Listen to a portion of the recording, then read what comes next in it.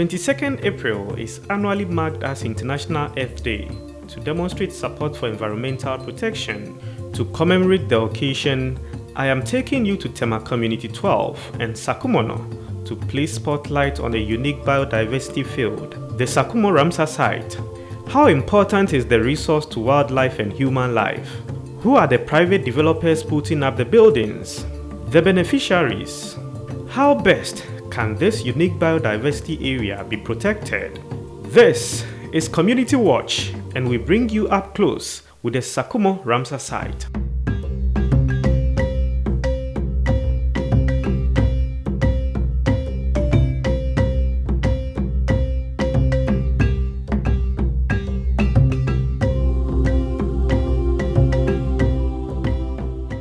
Sometimes a white man chased a certain bird, looking for it all over the world. It was here at the Ramsar site that he came to find that bird. Waters coming down from the Eburi Mountains, coming down to Accra, all come to Ramsar site and then flow into the lagoon.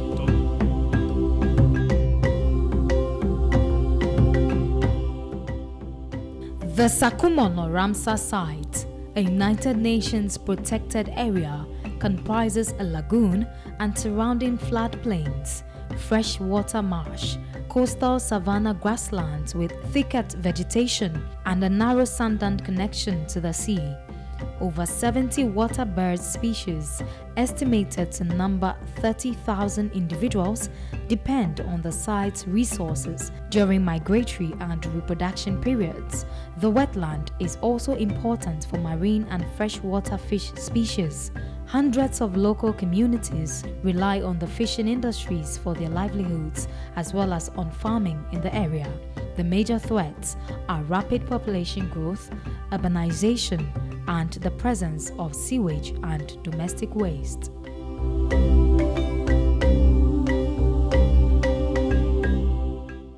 I am now joined on set by Alhaji Haruna Ashaiman. Alhaji, welcome to Community Watch. It's been a while. Thank you very much. About how many years now? About 5 years now. About 5 good years. Good years. We are back on the same reason for which we had our initial conversation. Yes. So where we are now is the Sakumo Ramsar site. Yes. What's the situation now? The situation is very, very bad. What makes it bad? Behind me, you could see the structures that is being raised. Whether it's raised by powerful people, people don't talk, and structures are being raised, building like estates. It is almost taken over by the estate developers. It's been done with impunity because, well, even as we conduct this interview, we could see the structures being erected, hammer going up and down, so you could hear ko ka in the background, being done with impunity. So I wrote a memo, Gabriel, and gave it to Parliament's vetting committee, and the question was asked to the incoming minister, now Minister Abu Jinapo, what he can do to protect the Ramsar site if he's approved as minister. To my surprise, he didn't address the issue. Beyond the minister, there are agencies in charge who should be monitoring the situation every day and take action where necessary. What are they all doing? Exactly the question. And if you ask, they only play a blame game. Blame game all over. TMA, TDC, Wildlife, Forestry Commission. The late Sir John, he started something, demolishing all illegal structures. But unfortunately, he was stopped. He was stopped. What do you mean by he was stopped? He was stopped because they have put politics into it. Because the Tema West this MP came in to beg the Sir John to stop because his people are involved and the matter is in court. And the most annoying thing was that the TMA, but then the chief executive, came out with a publication that all activities must stop. Later, he came to retract that same publication that he did. There was an harassment, yes, and he has to, withdraw it. I didn't understand Ghana, where we are. Alaji, it appears we are losing the fight, because if we have these mansions, look at the level at which they've reached, and we haven't been able to stop it from happening, and already there are new ones coming in, new fields being cleared. It appears it will be quite impossible to bring bulldozers and then take them down. And I am sure that some of these perpetrators are watching us as of now, and they may even be smiling. Look, they are wasting their time. After all, we've been here 5 years back and nothing happened, only to come here today and see that the situation has worsened. We are losing the fight. Are we not? If a child says that his mother will not sleep, she too will not sleep. There's an end to everything.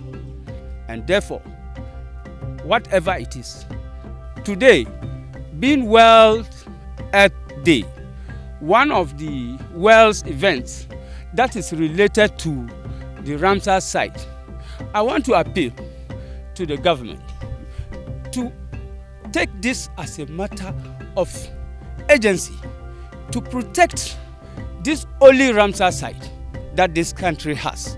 I'm appealing to the United Nations to speak out. They shouldn't let this one, only Alhaji Haruna will have to come and then talk about it. And I want the powerful people like Honorable Kennedy Ajapong, who talks and everybody hears, to speak about this and then help in stopping this nuisance. Because this young minister, I believe that Kennedy Ajapong, if he helps him, he will be able to succeed in demolishing all illegal structures within the Ramsar site to restore the dignity of the Ramsar site so that we can have a feel of other birds migrating from other parts of the world to the Ramsar site in Sakumo. I want you, our dear viewer, to join me to the construction site to see if we could get one of the developers to engage as to why, as how Haji has said, to ascertain why they have actually encroached on the Ramsar site, if indeed that's the case. So come along as we move right there.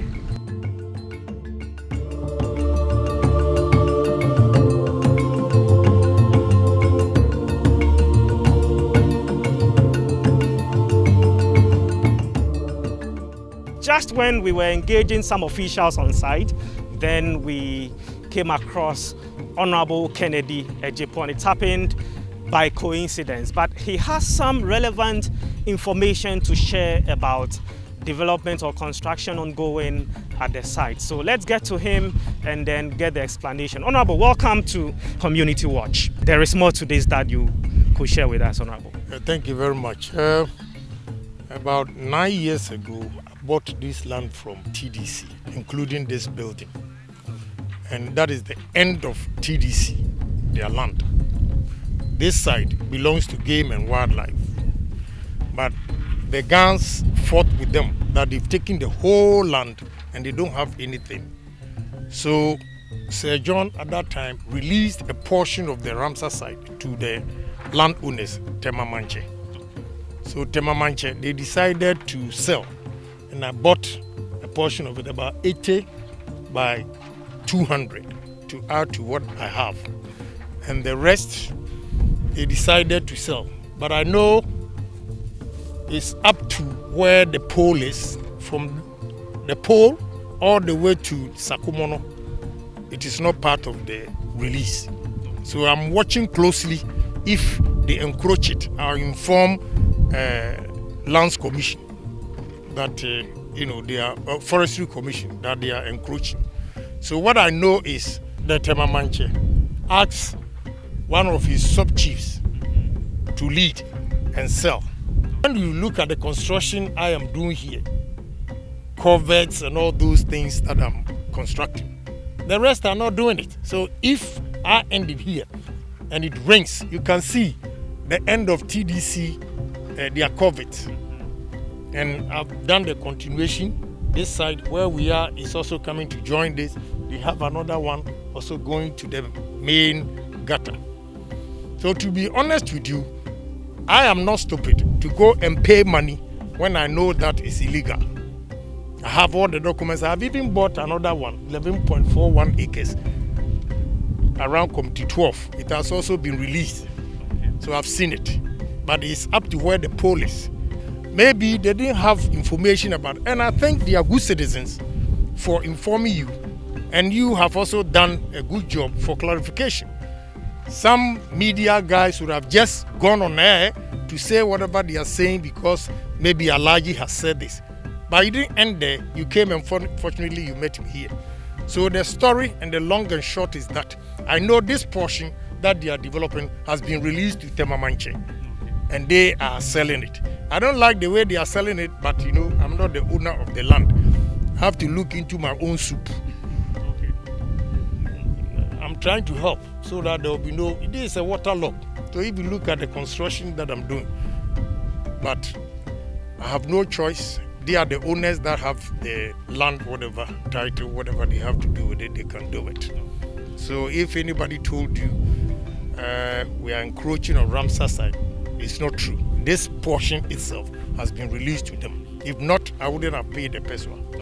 Honorable, it's one thing it's being released as a result of pressure mounted on the Forestry Commission from the gas, and another thing, considering it as just proper to leave it as a biodiversity field, as seen by the UN, for which they designated this place as a wildlife or a Ramsar site.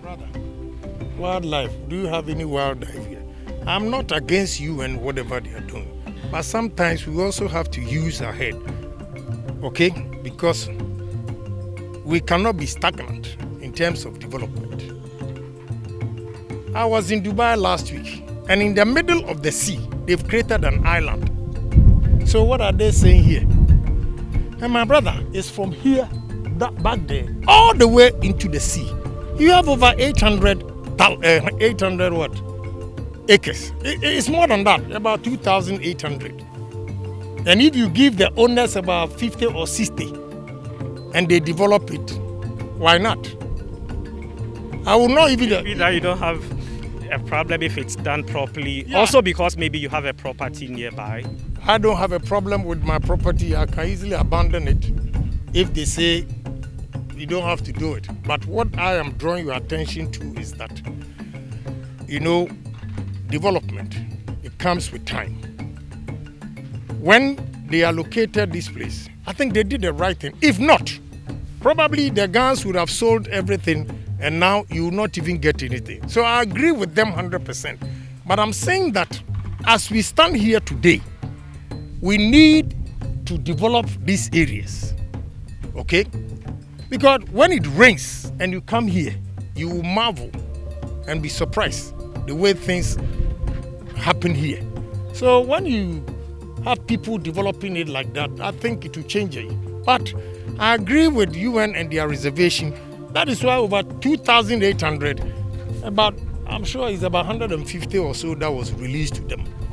You know, sometimes when you forcefully, here we have the land tenure system. So when you forcefully take somebody's land for a purpose and you don't do it, and later on you want to use it for something else, they can fight for it. So Sir John thought it was, look, now we know that you have a case. So let's release this portion to you, but we cannot give you the whole land. We accept that the land here is for Tema Manche, but we can't give everything to you. So we are giving you maybe 100 acres for compensation and you keep the rest. I think that's the way you mediate. If not, look, they had armed robbers, they will go and rob people and bring it here. Is that what we want? So society is dynamic. So sometimes we have to release lands for other development so that we can improve our lives. Yeah. Thank you very much, Honorable. Right, so from here we are catching up with the Tema, traditional ruler. So we ascertain from him if indeed that this portion of the land has been released to him.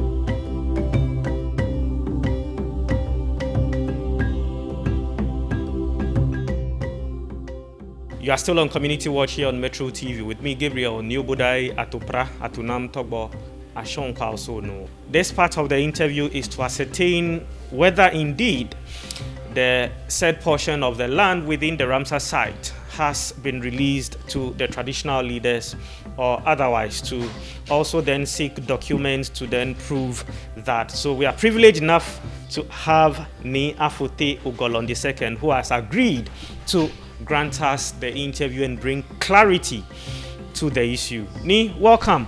So we understand you are the main person in charge of the portion of the Ramsar site which is currently being used to put up buildings, and work is ongoing now. It is true. That particular enclave belonged to Forestry Commission, but it was sold to us by the then Paramount Chief, Ni Ajay Kraku, exactly from 12 up to 6. And in fact, the old man told us that he has been on the Forestry Commission about that stretch of land from 12 up to 6. It's like there's nowhere they can even get a piece of plot when they even intend putting up a house where they can lay their heads. So he went to Forestry Commission and I think he has spoken to them. So they are on it with the process to release the land to him. So based on this, we also bought the areas from him. So later on, when we started developing those areas that is sold to us, Forestry Commission came in, the place belonged to them, those areas belong to them. And it's like we have a whole lot of encounter with Forestry Commission, event Tama Mayor, TMA Mayor. We went to Forestry Commission. In fact, we went and then south with Sir John, but he refused that the place is earmarked for the purpose, so it's not possible. But in fact, we never give up, so we kept pushing. And then later on, what happened was that Sir John said an areas are the earmarked for ecotourism. So the only thing they can do is they have to send a team of surveyors, a forestry team of surveyors to the site, just to come and inspect whether where we have given to, but the chairman chief is also part of the earmark listing for the ecotourism. But when they came in, about 1 to 2 weeks exercise. So when they were done with the demarcation and everything, they sent the report back to the authorities of Forestry Commission. So when they went, they searched on the report, and it took them almost a year to 2 years before they realized that, okay, fortunately on our part, where we are is not here, it's not a part of the area that has been earmarked for the ecotourism. So it will be the case, because we've already encroached on those areas, then I think it's a matter of selling to us back, so that we can pay something to the Forestry Commission coffers. Exactly. So what happened was that I think the Forestry Commission board sat on our case for over a year. Exactly. And the documents, everything was presented to the board. So they sat on over a year before finally, I think they gave a go-ahead that Sir John can go ahead and release those areas to us, so that we should come and pay something to the coffers of Forestry Commission. How much money were part of the agreement that ought to be paid into the coffers of the Forestry Commission, which in effect was being paid to government anyway? Well, far as I succeed here, I cannot say this on air, but we have to refer to our records and see. But we are still on it with the Forestry Commission. We are not yet done with the transaction. So, at the appropriate time, I'll get back to you at the appropriate time. So you are not yet done, and yet you are working on the site. Well, I think work on the site because I think we have already had agreement with the Forestry Commission, and I think we are on it. And once the first document has been released, the documents has been signed by Sir John to us, we think we can now go on the grounds and start working. Exactly.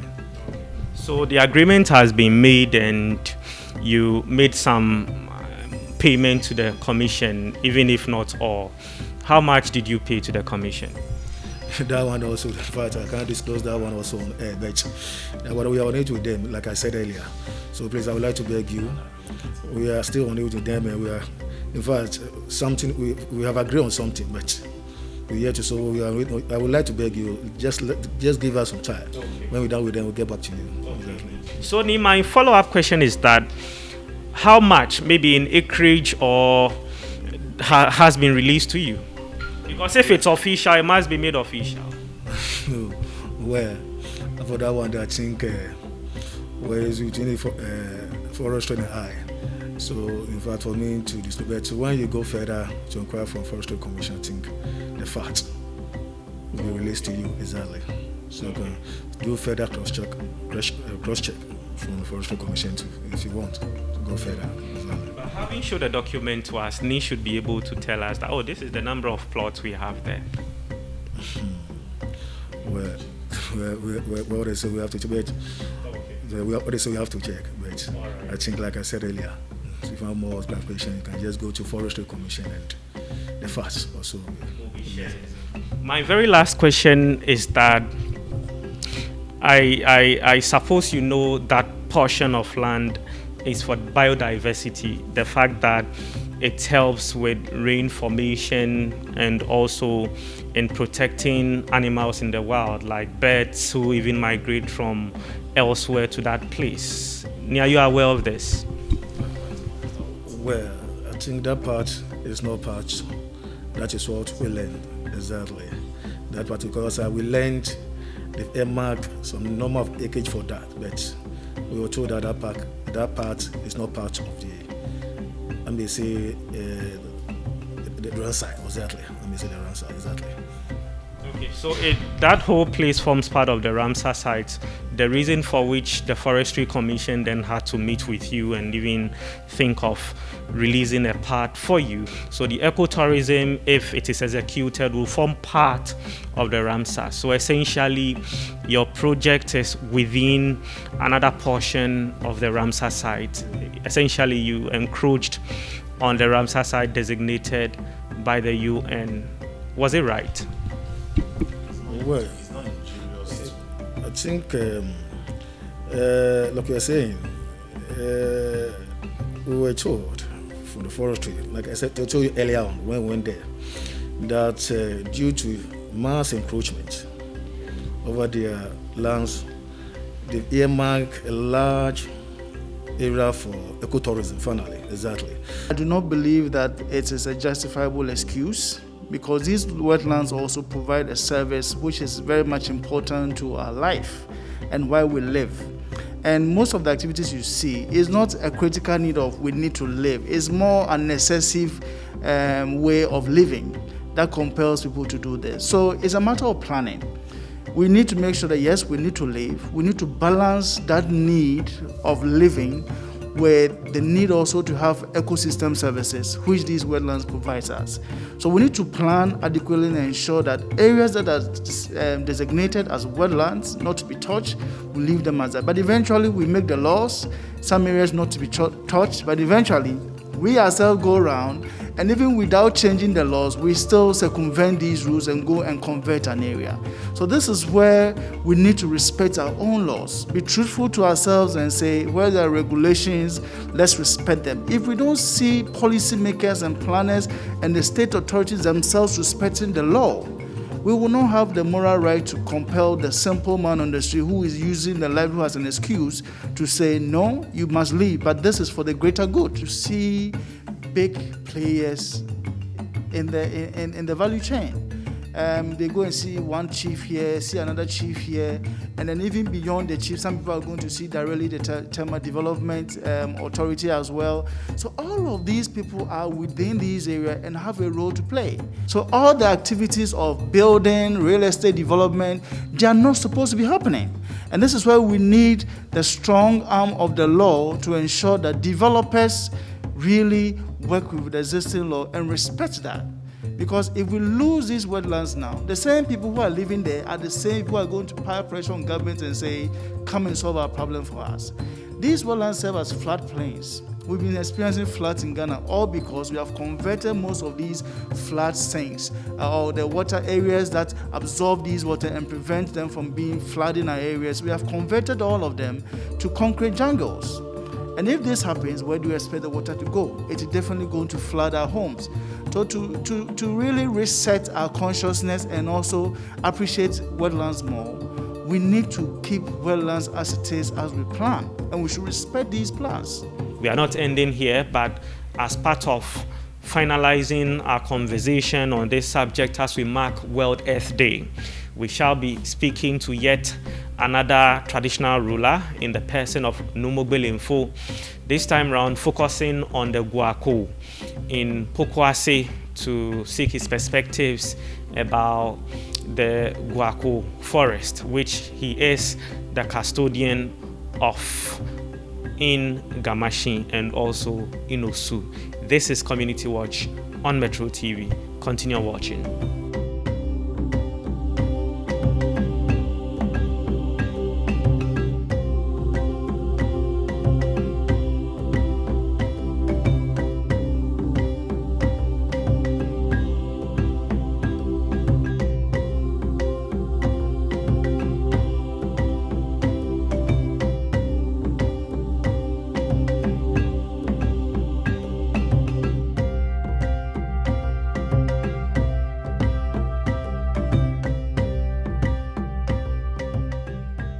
We are wrapping up on this conversation, and I want to know from Numo how the traditional belief systems and also principles in place to protect the environment could complement the modern ones, like the Environmental Protection Agency rules adequately to protect the environment. Ni or Numo appropriately said, how can the two work together hand in hand? Modin tuewa ewo brema bi na ake ni modin tuewa ke ashile la kan afwa modin ba fe ni ne sa na afio alo tuewa lo ba fe ewa wo apo ye fa ne aya na kejele ken nyojiami alo ketele ken nyojiami moni oba ya jeme okamusu ye ape moni oba ya je o fe ni na fe ewa ba fine o manche ni yo ma mi ru omo ni yo ma mi odupa ni yo ma aba fine bo to ike chika ike ni bi ewo segbe o ya jeme la kanu oji koye hu la kanu oji nsho hu ewo fale ke ni bi fe akwe ko se jeme brema lo se fa iko ma na ba ke akọ blo na ba jeme si fale akwe ni jeme afimini fale no awe yo la cheme ke ni bi no ayo ru omo no ayo mancheme ke ni bi akwe ni bi no bu ade ni bi ni na nbo ebo ha wo ni ewa adesa ye gbejiano to mi chene wona osidin yemi adesen hin awo niko muwe eji o nibi igboyin o mi ni bi papa ni jo mi ono wo mi keke habo iwale mene ta ya keten wo menu wo ko no inshoy fai keni bi esani MC se ke assembly ke wa fe kuma chakpa ko bona fe ke mu konfite ko oji o mu konfite fa ko oji o mu konfe ni nehin anye ame amoka ona na machine ni konte police station lo na mokoni efite ko ya floche alo mokoni ehien no ko ne ete samuna ko ne kenjue ye fami ne ba anye gbelo ni yo mi alo ba anye fite no ko ejen alo ehien roba ko ne chile hwe mi no molekete ye je bi no che police station keke police phone ke na we cry den kokoko mun ko we de se nya asem bia kantiti nyama na mu ye moni uni enu oga ba ke ni numwe be na me be ho